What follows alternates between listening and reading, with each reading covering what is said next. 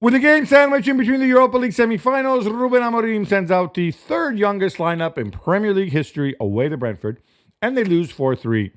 Jules, more defensive blunders. Yeah, they were all over the place defensively, I guess, when you're changing your back four pretty much the whole team, when you've got really young players like Fredrickson, for example, and when you also lose De Ligt quite early, this is what happens. But even that, it was an embarrassing performance I felt overall, especially in that second half, the goals they conceded. I'm not really sure what you're trying to achieve there for Amorim, because you are in the Europa League final. There's no way Athletic Club can come to Old Trafford on Thursday and win 3-0 or 4-0. This is not going to happen. So I'm not sure he really needed to put a team like that. That was so badly put together. He felt like a lot of things didn't really make sense. And I guess some players didn't really try, but they score 2 late goals. Otherwise, it's a 4-1 defeat, and it's embarrassing. So the only teams they've beaten this season are Fulham, Brentford, City, Everton, and the relegated sides. Not good, but we knew that. Shout out to Brentford, Brian Mbeumo, Johan Wissa, and Kevin Schade, all hitting double figures this season. Yeah. And little Mikael Damsgaard, 10 assists this season. Good. Well done to him. But you asked, what is he trying to do? And I was shocked by this. And I learned this from Wayne Rooney. Okay. Wayne Rooney told you something. Yeah. And all the other people watching on television, that part of the reason they look so messed up with these younger players on there, and it's Harry Amass as well, is that United's under-21 team do not play 3-4-2-1, which really, really surprised me. And I'm not saying, we need to be Barcelona, everybody plays 4-3-3 in perpetuity from the under-5s and whatever. That's fine. But once you've embarked on this long-term plan with Amorim, and we all agree it's a long-term plan, right? Yeah. Why can't you get... The under-21s exist only to develop players for the first team and players you can sell on, right? Nobody cares if they win or lose. It's just about development. Why don't the under-20... Assuming Wayne Rooney's right, and I'm assuming he knows because he's on television and he's been at the club a lot. He was at the club for a very, very long time. And his kids are at the academy. And his kids are at the academy, so probably he knows. Why would you not? I don't know. The only thing I would say about that, and I think it is true, is that those players have been training with the first team for a long time.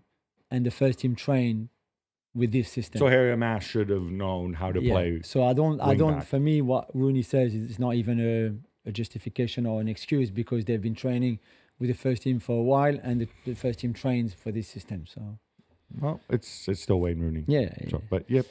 Jules, this is way, way back on Friday. But Kevin De Bruyne's goal gives Manchester City a 1-0 win over Wolves. It's 5 on the spin for Pep. Yeah. Normal service resuming. Erling Haaland back in training. Rodri back in training. I was a bit disappointed by the performance. I won't lie, on Friday night. Starting with the front two of Gundogan, De Bruyne is not for me. It might be for Pep. And we've said, haven't we, in the last few games, some of his choices for the starting lineup were not a cup of tea, or maybe a bit surprising for us. This was not for me to have Marmoush play out wide on the right and Doku on the left. It worked. They won. And even if they had a lot of the ball and made over 600 passes, then Wolves were still threatening and could have opened the scoring, then hit the woodwork twice. So far from perfect, but it's a win. I guess they'll take that right now. But yeah, not really that keen on their performance. Again, we also give a shout out to Wolves under Vitor Pereira, because they've been absolutely fantastic. Jules, I'm going to the Club World Cup, and I'm going to go to a Man City game, and I will not be surprised if Pep is not there. Yeah, I'm not saying he's going to leave, maybe it's time off or whatever, but this is just odd. Yeah. A late penalty converted by who else? Alexander Isak gives Newcastle a 1-1 draw, where Brighton, they're on track for the Champions League, and Eddie Howe thinks that some of the direct competitors will have PSR issues. Yeah, he doesn't name names, so we'll do it for you, Eddie. He's talking about Aston Villa and Chelsea above all, I think. And I welcome this because if the PSR rules are enforced, and so far they have been, this is part of building a team. This is part of having a plan about where your team wants to get to. And Newcastle, for all the criticism and the jokes and stuff like that, they've been careful about financial sustainability rules. That's why they let Elliot Anderson go for that big fee. Yakuba Minte, you don't think they could have used him this season? Yeah. And this is something that Eddie Howe and Paul Mitchell, the sporting director, will have to think about next season, or they won't have to worry about it the way some of their competitors will. Yeah. And it brings up opportunities as well because others, there might be bargains available from other clubs. So well done to him for living in the real world. Gab, how about another stinker to stay in stinkers? 1-1 between West Ham and a much-changed Spurs, to be fair. But James Madison's season could be over.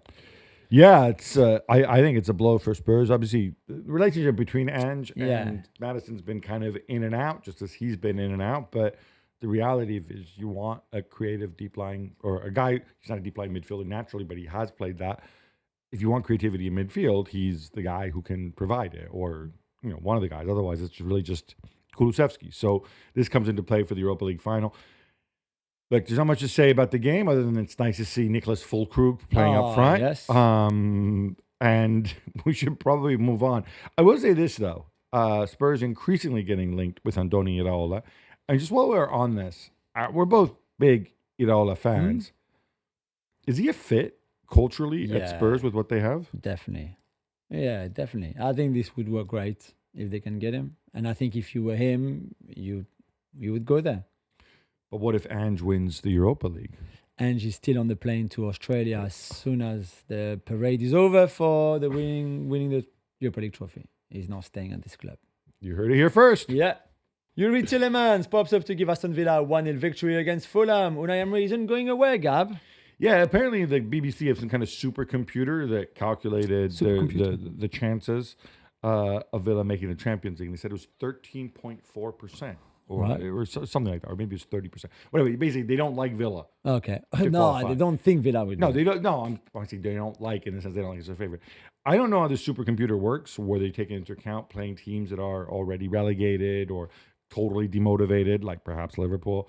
I have a sneaking suspicion he's going to do it, and I think it's going to be pretty remarkable if he does. For all my foibles, my feelings about Unai Emery. I just I can't wrap my head around him. I think everything about him. He looks like the little cartoon vampire. Yeah. Like, to me, that's Unai Emery.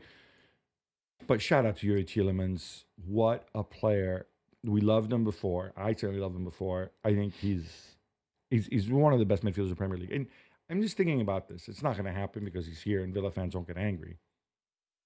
But if Tielemans had signed for Manchester United instead of Aston Villa, wouldn't Ruben Amorim be like far, far further forward than he is now?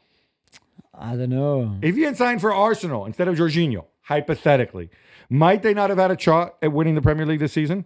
If he had signed for Milan, I don't know. If he had signed, there's so many things. He's just such a phenomenal player. He's great. He's great at Villa. I'm not sure if he's... You don't love Tielemans as much as I do. No, I do love Tielemans. I'm just saying there's a reason why he's Aston Villa and not at Manchester United, who are far behind him in the table. No, but a bigger club, really. But yeah.